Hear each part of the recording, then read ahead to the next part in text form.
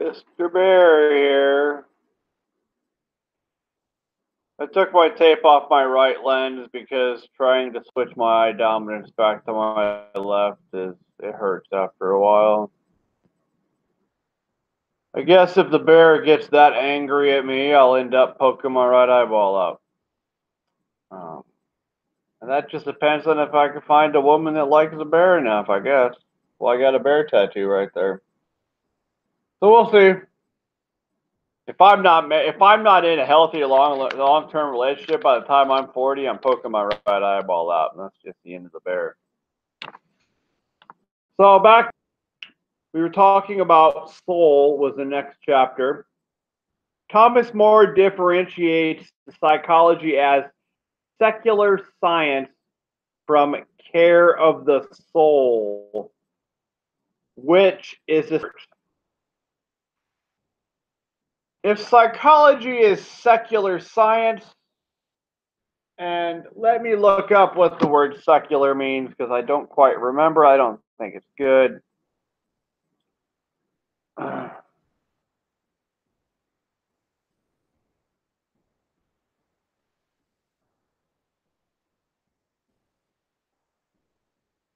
Secular means denoting attitudes, activities, or other things that have no religious or spiritual basis.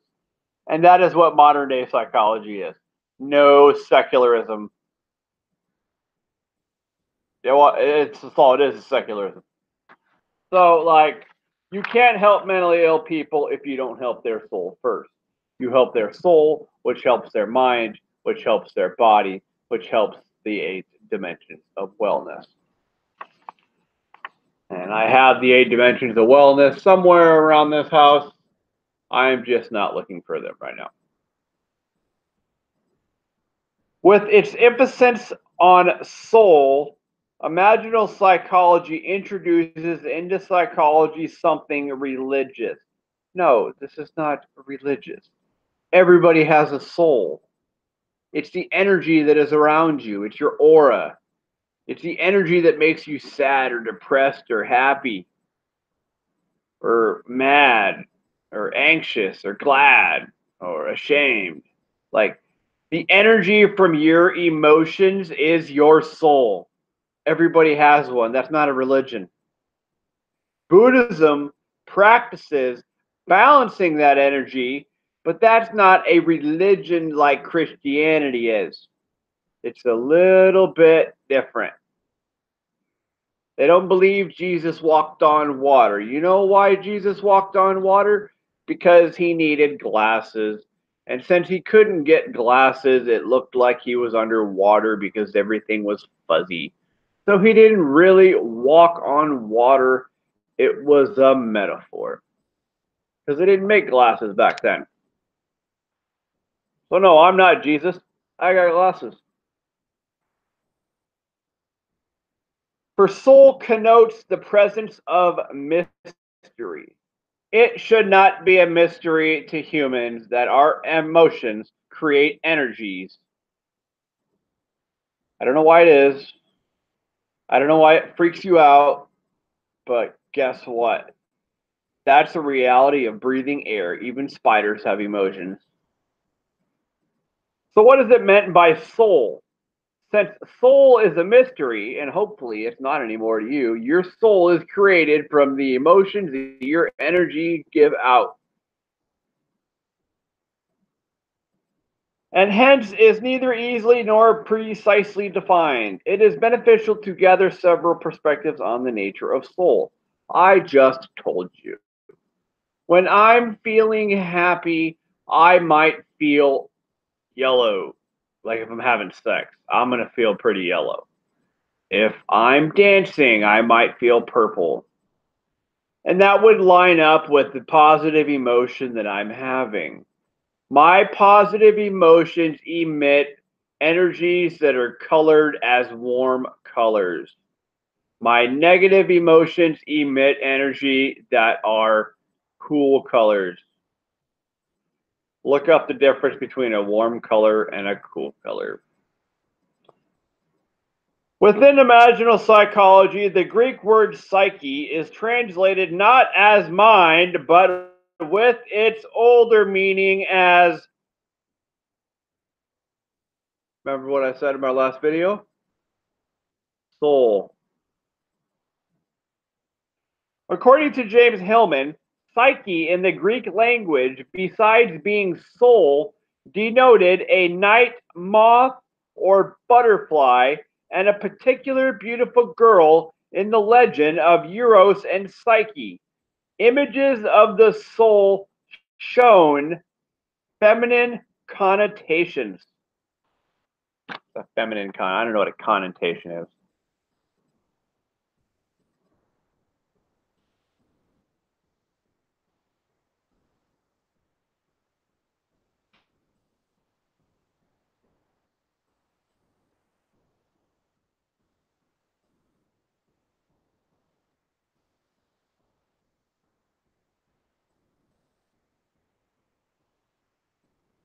Feminine ideas. Yes, they do. Don't know why they just didn't say feminine ideas. So, images of the soul show feminine ideas. According to that guy, if feet smell like mustard, and mushrooms are yellow, and bears don't shit in woods because they shit in the river, then that tells me that most females, no, I can't even say that. Some females, nope, most females have not lost their imagination. They just keep it on one of their feet. Because a lot of women put their foot on their inner thigh and meditate with their eyes open. And they probably don't talk about that stuff too often. Or they do, or they don't. But I don't even need to meditate to talk about feminine connotations from meditation, as I am Zen. Like, spiritually, I'm Zen. Emotionally, not so much, because you people treat me like crap. Hillman further amplifies the way of soul, describing a soul as a way of knowing that that is receptive to the world and as the realm of imagination, passion, fantasy, reflection that is neither physical and material nor spiritual and abstract, yet bound to them both. Soul as a way of knowing that is receptive to the world and as the realm of imagination, passion, fantasy, reflection that is neither physical and material nor spiritual and abstract. Yes, we give off our spiritual energy to the world through our imagination, no matter how vulgar it is, even though it's quite vulgar nowadays. But that's our imagination. Vulgarity sells and brings popularity. Don't ask me why. So we give off imagination, we give off passion, and Americans like to use passion as a word for sex. I prefer to use the word passion as something I am the best at. I am the best at talking about imaginal psychology ideas and bridging them with modern day psychology ideas. That is my passion because that is what I am the best at. Fantasy. I don't like to fantasize because none of my fantasies ever come true. Most of my fantasies revolve around finding a wife. But because of how ugly I am and the fact that I have a bear tattooed under my right eye, I will probably never find another wife, and I was probably lucky enough to get the one that I had. But psychology ruined that for me, for misdiagnosing me for 30 some years. All I needed was eye surgery. I'm fine now. So, the reflection of our soul can be seen when communicating with others around us that actually are interested in speaking to you and understanding what you're talking about when they ask questions or just show interest. And none of these are physical. You can't touch my soul like concretely. It's not material. You can't go buy another soul from the store. Uh, it's not spiritual and abstract. You don't see my soul as a second part of my body, like a second head. So it's not abstract like a coffee table is, but you should be aware of how to feel people's emotions by the colors that are exuberated through how they are feeling and what they are making your soul present images to yourself, showing you whether they are negative or positive. But apparently, I'm the only man on earth that knows how to do these things.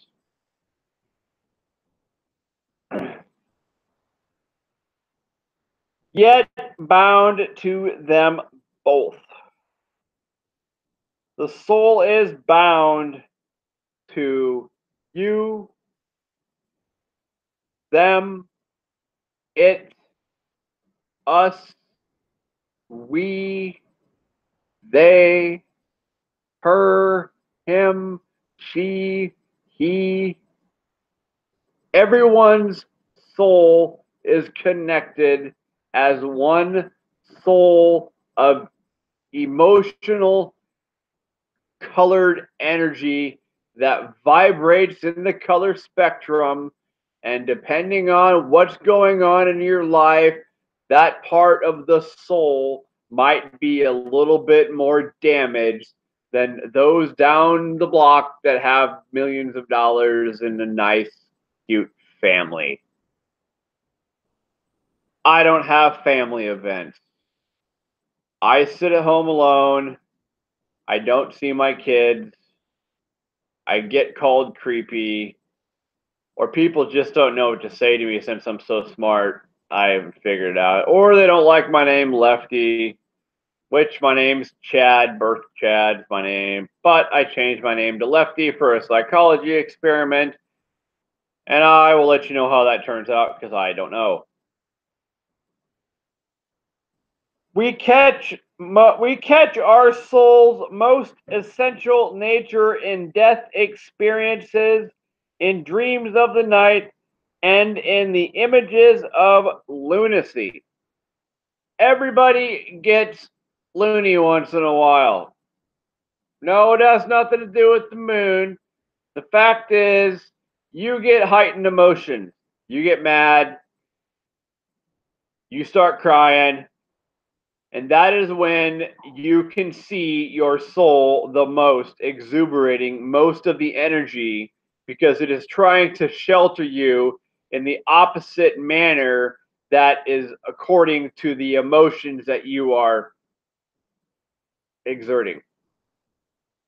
So if I'm kicking your butt because you yelled at me, then my soul is going to create an equal but opposite energy to keep my brain waves safe, therefore allowing me to just do what I got to do. If I'm crying, crying cleans your soul. There were times while I was married that I cried so hard that I thought I was going to die from crying. It was really weird. Soul dwells in the realm of experience and moves indirectly. I need a word. Soul dwells in the realm of experience and moves indirectly in circular reasonings where retreats are as important as advances. If my soul keeps spinning around to the girl named Jenny that I asked out to date, and I did not get a response because I told her I'd rather not hear a response than a no. I gave her my number and said she could think about it because you promised. Anyways, that was a side note that don't make sense, and that was for me, not you. Uh um so yeah, it moves indirectly. Like my soul will move indirectly away from things that remind me of things that I don't want to think about that remind me of Jenny. So I will purposefully turn off that song so my soul doesn't have to listen to it and be reminded of how sad it is. But it will still circle around and remind me to turn it off the next time.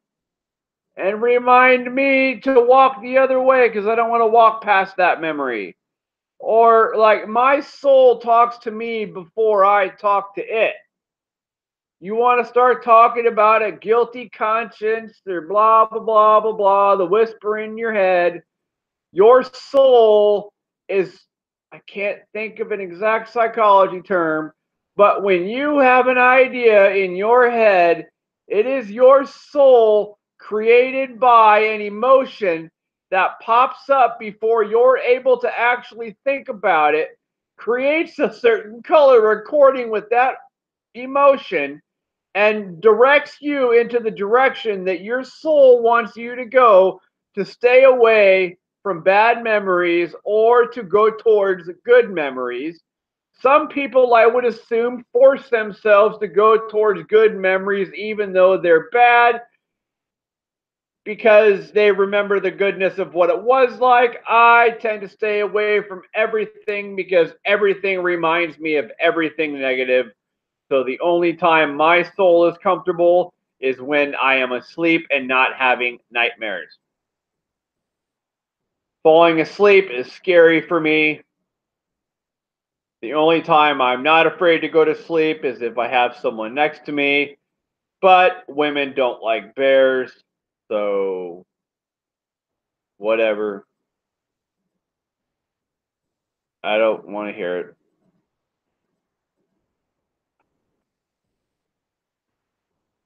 Where retreats are as important as advances. When my soul warns me to go away from something, I don't exactly expect it to be as important as when my soul tells me to go towards something. My soul tells me to move the hell out of Nebraska. I'm not listening. I'm making myself suffer because I have children. Not right. I shouldn't be stuck in this state because my kids are being held hostage away from me. I shouldn't. But they're not adults yet. So I have just decided that at age 40, if I'm not married or in a similar type relationship, I'm going to poke out my right eyeball and the bear is going to go away. So I don't believe advances are just as important as retreats. Because if I was retreating away from Nebraska to find an advance, it'd be the same thing. If I lived in Colorado, I would be a lot happier. I would probably be doing a lot more better financially with all the media that I've been trying to do. I probably would have sold a lot more of my books, possibly got a deal book to be able to write more books. I could write more books, blah, blah, blah. I'll write one more book, and that'll be a book on love if I ever get a relationship. I will write a book on how I relate to my children if I ever have an emotional relationship with them again.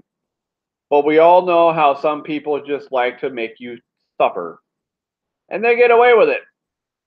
So those people that make you suffer because of their own whatever reasons they do, the narcissism, they evil feeds evil and evil takes care of evil. So bad people get evil things because evil takes care of evil.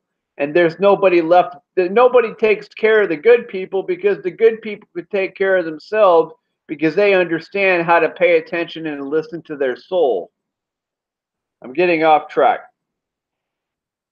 This implies that regressions are as important to the soul's life as progressions, and hence at a tension between the ways of soul and our culture of progress.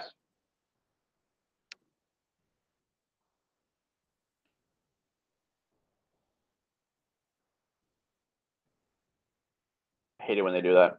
I hate to flip back. This implies that regressions are as important to the soul's life as progressions, and hence at a tension between the ways of soul and our culture of progress. As you heard in the random story that was off topic that I was telling you.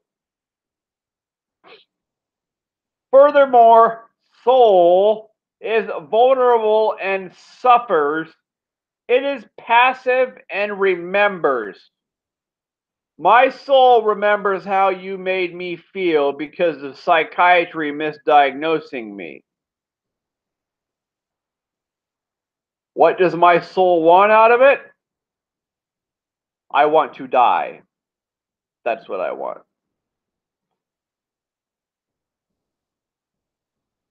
Passive. What does passive mean?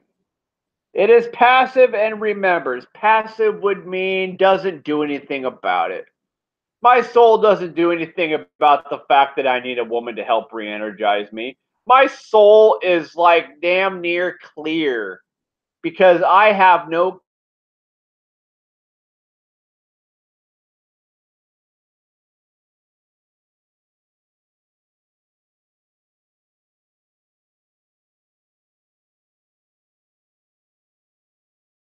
painters.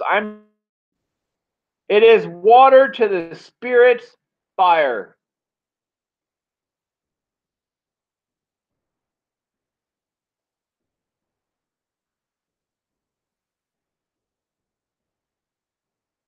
Soul is imagination. A cavernous treasury. Perhaps most importantly, the cooking vessel of the soul takes in everything. Everything can become soul. And by taking into its imagination and any and all events, psychic space grows. You can't see past your cell phone. This statement implies that soul carries an inherent largesse, a capacity for ingesting and metabolizing the full range of life's experiences, even difficult and horrific ones, and for creating something of beauty even from the messiness, disappointments, and tragedies of life. As we shall see, it implies that soullessness can be reclaimed and turned back into soulfulness. In care of the soul, more indicates soul is not a thing, but a quality or a dimension of experiencing life. We all live in a yellow submarine, a yellow submarine, a yellow submarine. We all live in a yellow submarine, a yellow submarine. His feet smell like mustard.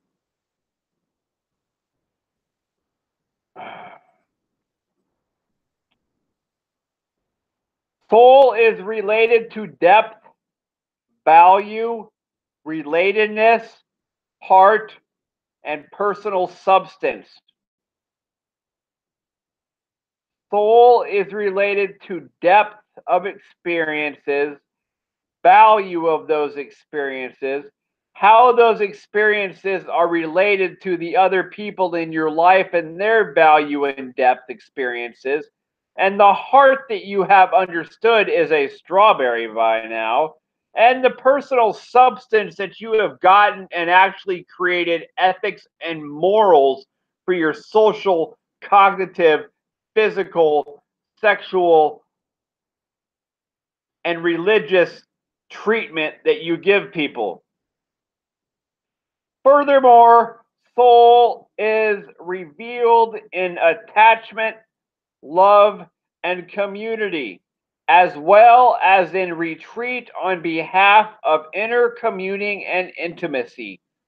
I am utterly alone because of this imaginal psychology field of study. If somebody shot me right now, I would die with a smile on my face.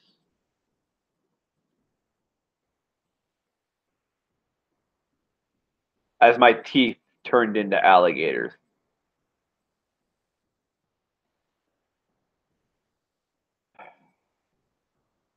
Tradition teaches that soul lies midway between understanding and unconsciousness, and that its instrument is neither the mind nor the body, but imagination.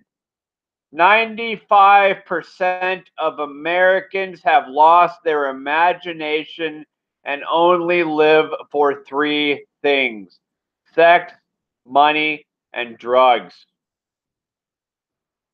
I don't know what order of importance those are for you.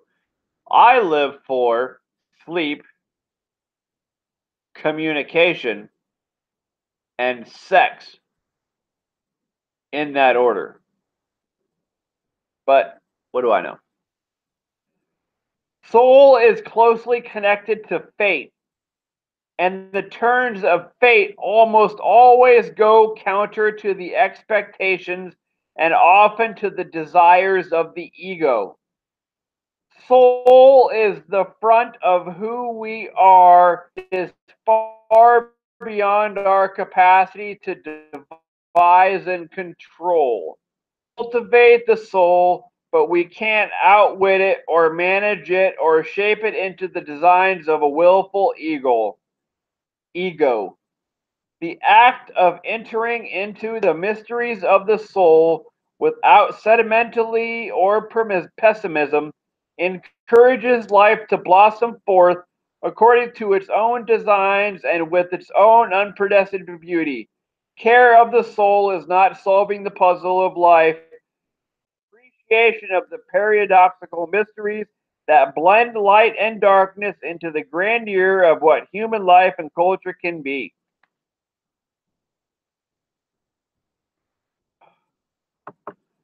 Let's take this intermission while I plug my pooter in.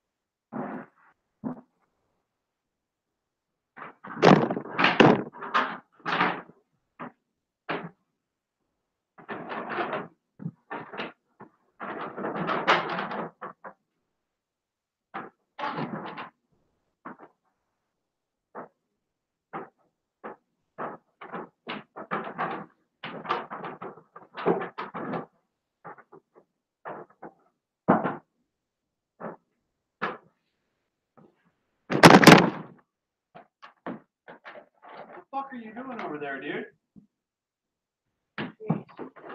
Had to get your face on YouTube, didn't you?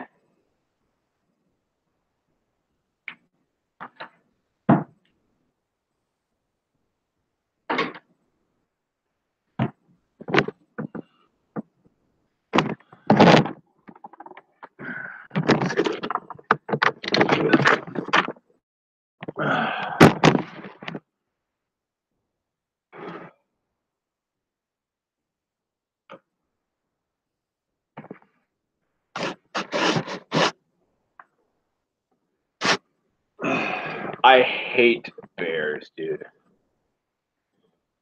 I hate rainbows. I hate everything. I don't care if I'm a bear. I'm still not going to shit in the woods. I'm going to shit in the river. Then I can splash water on my butt.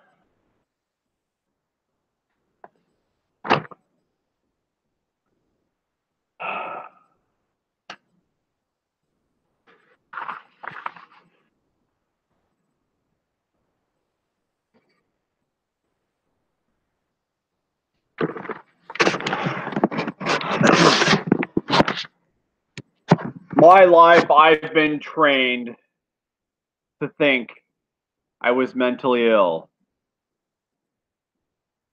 until I had eye surgery and threw this imaginal psychology crap in people's faces. I don't care if I say weird things. It's imaginal psychology. Get off my back. I have this preceded disposition to believe I am a mentally ill, worthless, unlovable loser who doesn't deserve to sleep next to a woman that he's attracted to. That is what society has taught me that I'm supposed to feel. How many other people feel that way? Because they were talking about imaginal psychology, but nobody knew what to say about it. Oh, you're schizophrenic. You're saying weird things. Well, it's imaginal psychology. Maybe you should have been explaining that to them instead of feeding them drugs, because I guarantee you there was probably a lot better drugs they could have been doing than the stuff you were giving us. Because I've taken all sorts of psych meds, and none of them ever worked. All they did was make me sleep. They pretty much put me in a conscious coma, zombified me so I couldn't think, so I couldn't feel, so I couldn't do nothing but sit there in a daze like I was confused off of just huffing a bunch of ether and standing there like some Mortal Kombat end of a game where it's like, finish him. That's the way those pills made me feel. I wasn't a person. I was a solidified meat bag. We care for the soul solely by honoring its expressions. Nobody honors our expressions unless we have money or are pretty. Period.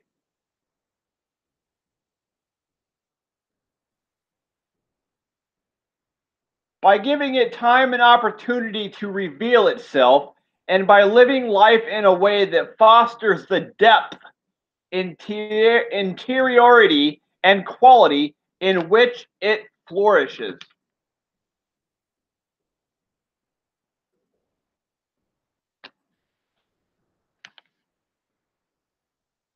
Aftab Omner defines soul as the mysterious stillness, aliveness, and otherness at the center of being. The center of my being is where my sexual energy comes from. What does that tell you about where your soul's energy comes from?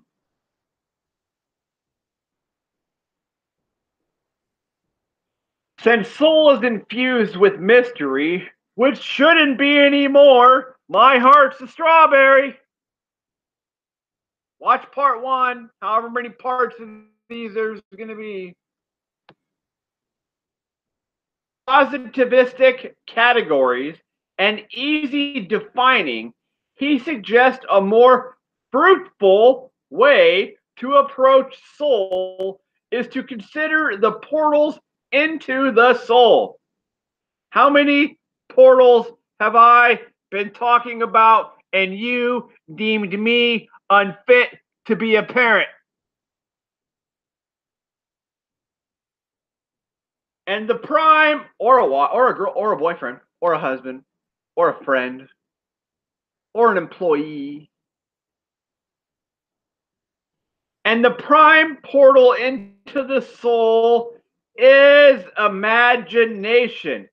Indeed, the name given to this orientation, Imaginal Psychology, reflects that imagination and images form a gateway into soul. But what do I know?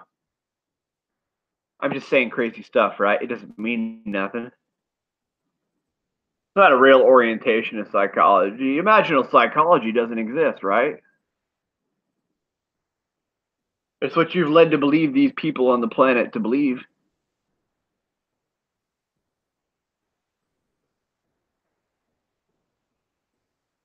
And yes, I may sound bitter, but I'm lonely. You have no idea what it's like to go to sleep and get murdered in your dreams all the time. I've had dreams of being murdered where my head was cut off and I sat there with my spine severed, looking around. I've had dreams of my head being blown up and it grew back. I've had dreams of knives being shoved all the way throughout my body from butt to head. I've had dreams of falling down holes and hitting the bottom and dying. I've had dreams of being burnt alive and my eyeballs are just sitting there staring.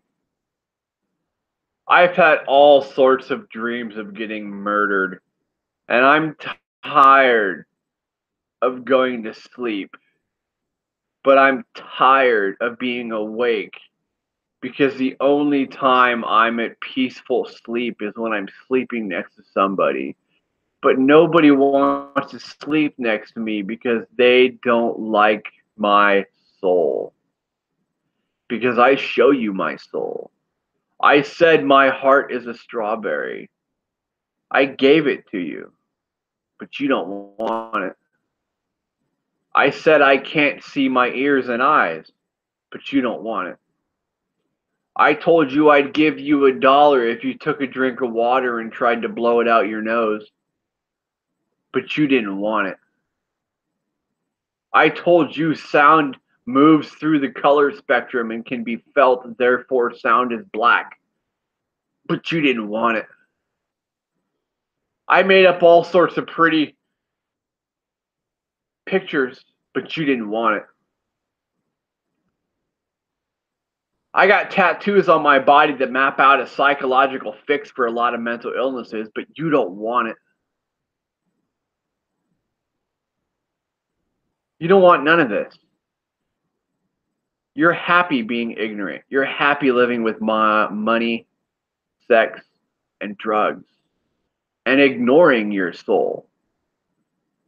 And why the universe is forcing me to try to get you to notice your emotions turn into colors to create the spiritual energy that floats around you and others is beyond me, because I don't want to do it. But it's the only thing I know how to do. And I pray that I die soon, because I know deep down in my core there ain't ever going to be a woman that's going to sleep next to me, because nobody wants to admit of what my capabilities can be if I'm listened to on a mass viral level, because it changes everything. I see past the solution, or I see through the illusion, therefore I am the solution. Let's just hope I die soon, because this is getting really, really strangeful, and I'm losing color every day.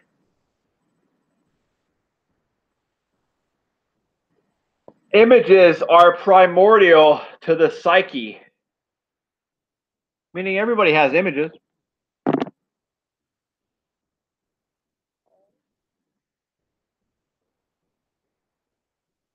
Hillman calls the soul's first freedom the freedom to imagine, and the autonomy of fantasy the soul's last refuge of dignity.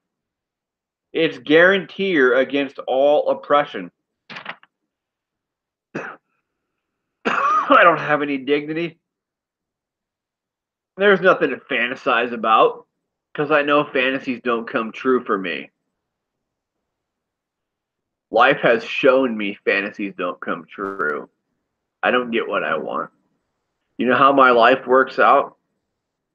I forget about my cigarette before it burns all the way out, and then I realize that I got one more drag left.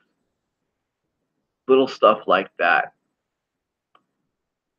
That's how my life works out. Little things that I could give a crap less about. The bigger picture, the surprises that make you feel yellow and gold inside, them don't happen to me. I don't even do nothing. People say you gotta try. Every time I try, it blows up in my face. Because I'm not the money, sexy drug people. I don't want money, sex, and drugs. I want sleep, conversation, and sex. People don't understand that. And I'm the outcast. I'm the one that's crazy. I'm the one that doesn't deserve any type of relationship whatsoever. Even though 2 children came out of my testicles and I can't see them because of imaginal psychology. And that ain't going to change. I'm always going to be deemed as a crazy guy that lives down the road or that's on YouTube.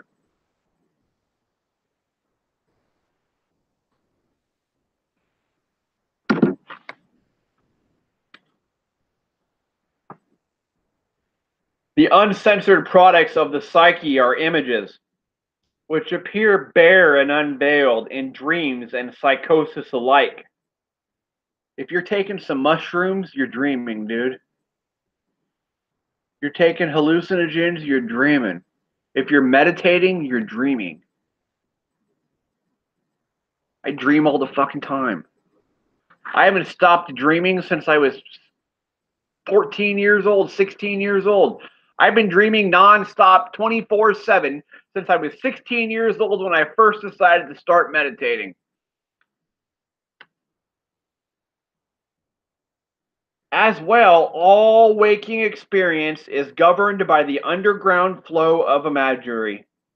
To access this river of imagination is to be in touch with the stirrings of soul. Given that our everyday experiences are infused with the invisible, images offer the promise of opening us to the invisible part of the mystery.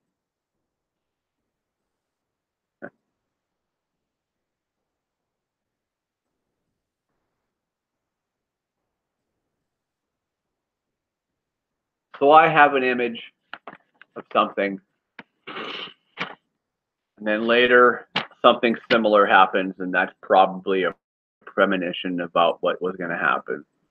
And whether I thought in depth about what was going to happen from what I saw or what I thought of, mental image is another word for hallucination. It's your soul expressing an image in your mind. You still have a third eyeball in the back of your head called your pineal gland on top of your brainstem. What do you think it sees? Where do you think the mental images come from? What do you think you look through when you fall asleep? Your third eyeball. Why do you think the dollar bill has an eyeball on top of a pyramid?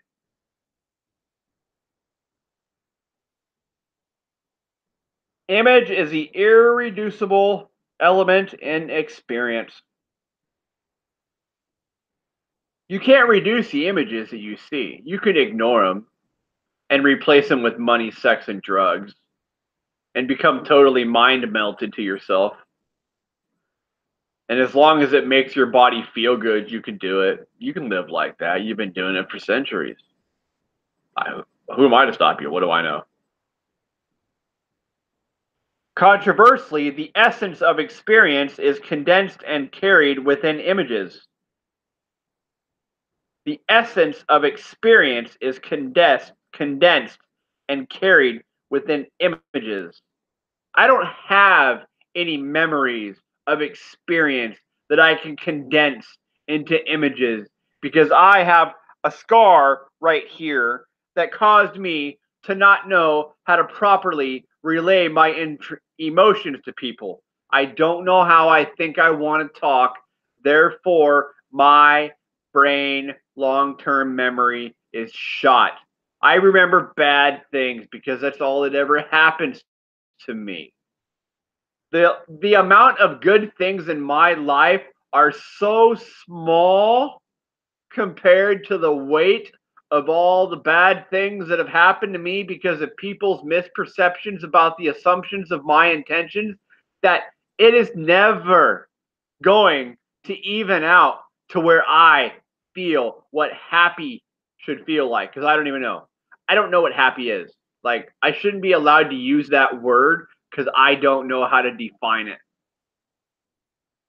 I know that I process information through my audio cortexes, and then it all goes over to the left side of my brain up to my Wernicke's area where I process how I understood it. And then there's a connection that's broken in my brain because of brain damage that's supposed to go straight to my Broca's area where I process how I want to relay the information that I understood. And then it's supposed to go to my emotional cortex or my frontal lobe where I'll pick out the emotions that I want to use and the words that I want to use and how I want to use those words. And then it comes out of my voice box. That's where my problem with communication sucks. It has given me a slight form of autism in conversation patterns. I don't remember. I won't remember this conversation. That's why I do videos. I don't remember what I say. I don't remember what I do. People only communicate about what they do and what they said. I don't remember those things, so I can't talk about nothing but what comes off the top of my head. Sorry. That means I'm unlovable.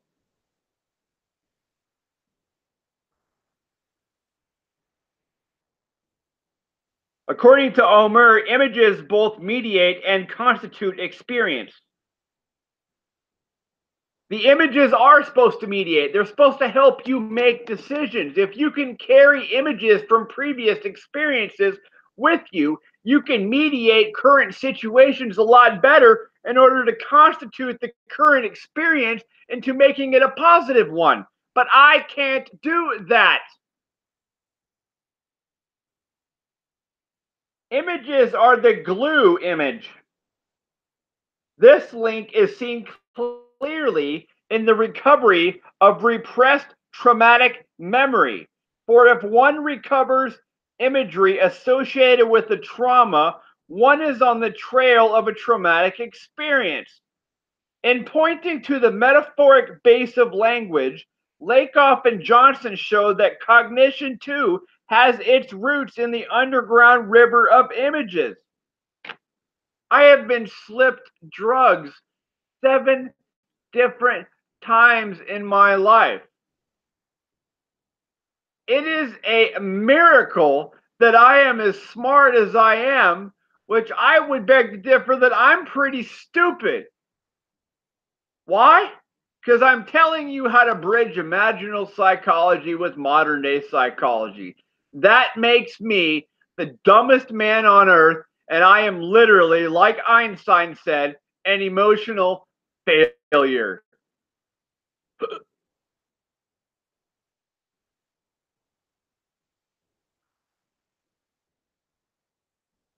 And cognition does have its roots in the underground river of images.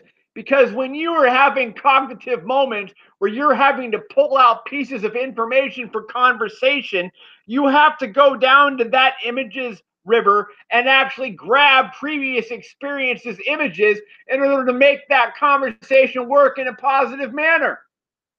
But I can't do that. Doesn't work that way.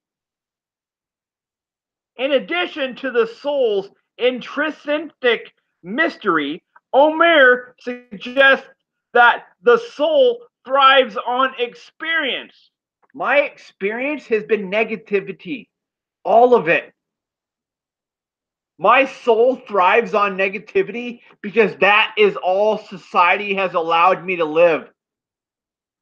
Not what I want. It's what you people make me live.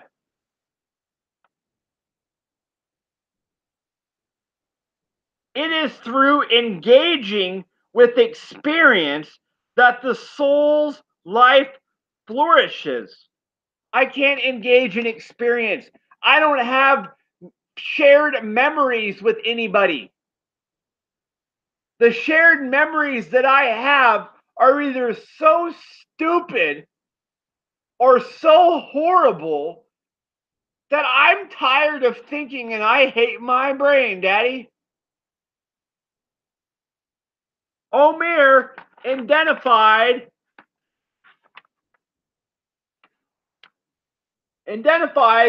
4 dynamics of experience, according to which one's capacity for experience may be extended into richer degrees of diversity, depth, intensity, complexity, and sensitivity. These 4 dimensions of experience are personalizing, embodying, deepening, and diversifying. So if I am to personalize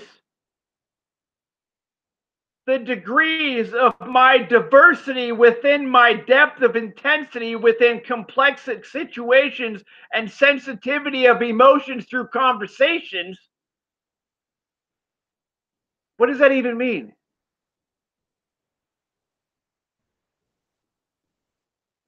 If I am embodying the degrees of diversity within the depth of my intensity of the complexic situations and the sensitivity of the emotions within the conversations I've had, what does that even mean?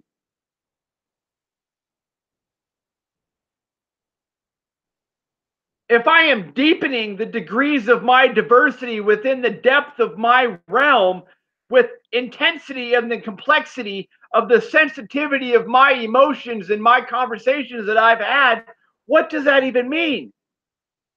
And if I am diversifying the degrees of my diversity within the depth of my soul, being able to intensify the complexity of my situations and sensitivity of the emotions I felt throughout conversations and able to relay them to others to make proper conversations and friends, what does that even mean? Personalizing refers to owning one's experience. Personalizing as distinct from personifying. Personalizing refers to owning one's experience rather than projecting, disclaiming, or being unconscious of it. Embodying entails connecting with the somatic and affective dimensions of experience. Diversifying refers to engaging with more of the range of one's psychological multiplicity. Deepening refers to contacting the mythic dimension of experience. Opening to imagination risks opening to intensity of experience. So Omer asks, if the imagination has these intensities, because it is populated by the gods and angels, etc., what shall we do with all that? My heart's a strawberry. The intensities of imagination carry us beyond the personal into the transpersonal, archetypal, and elemental.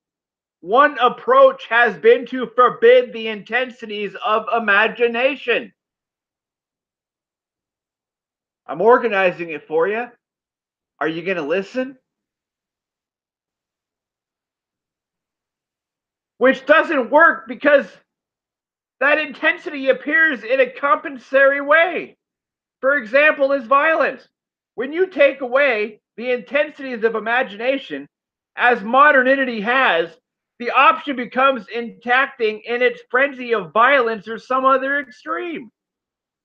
Or to suppress and repress it all and go to the pharmaceuticals for our religion.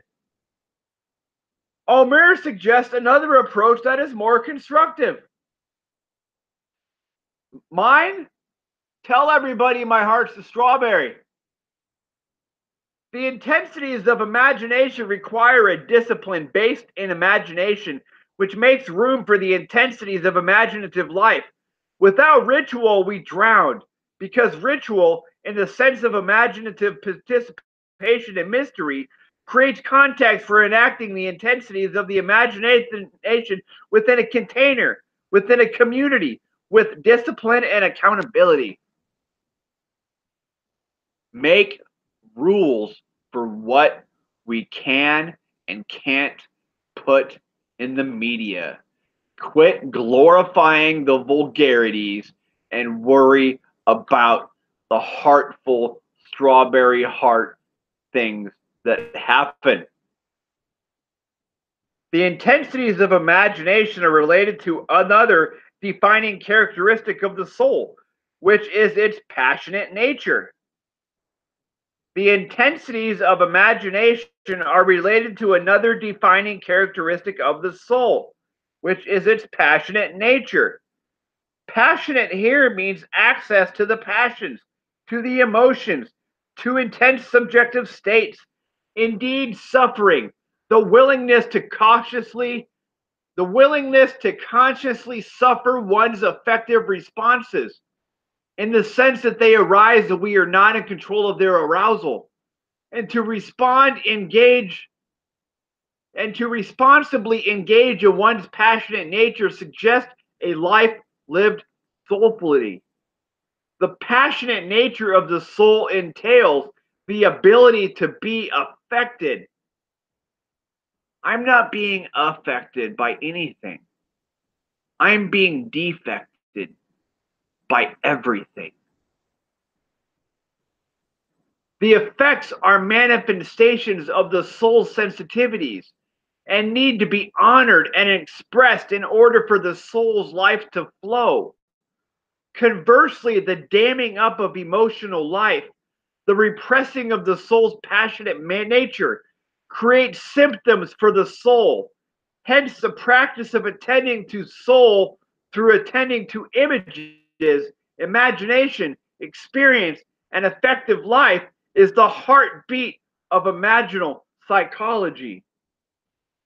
Soul does not belong exclusively to the human individual or human world, but is a more encompassing fabric in which the sacred web of life is held. If you are watching murder on television, your soul knows it's not feeling good. Hence, the practice of attending to soul through attending to images, imagination, experience, and effective life is the heartbeat of imaginal psychology. Soul does not belong exclusively to the human individual or human world, but is a more encompassing fabric in which the sacred web of life is held. My soul feels heavy, like a wool blanket holding me down, and I can't get up. I see lots of bad stuff on the media. Hence, the practice of attending to soul through attending to images, imagination, experience, and effective life is the heartbeat of imaginal psychology. You call those horror movies imagination? You call those crime shows using your imagination? They make me sick. Hence, the practice of attending to soul through attending to images, imagination, experience, and an effective life is the heartbeat, is the strawberry heartbeat of imaginal psychology. The strawberry heartbeat of imaginal psychology. The strawberry heartbeat of imaginal psychology.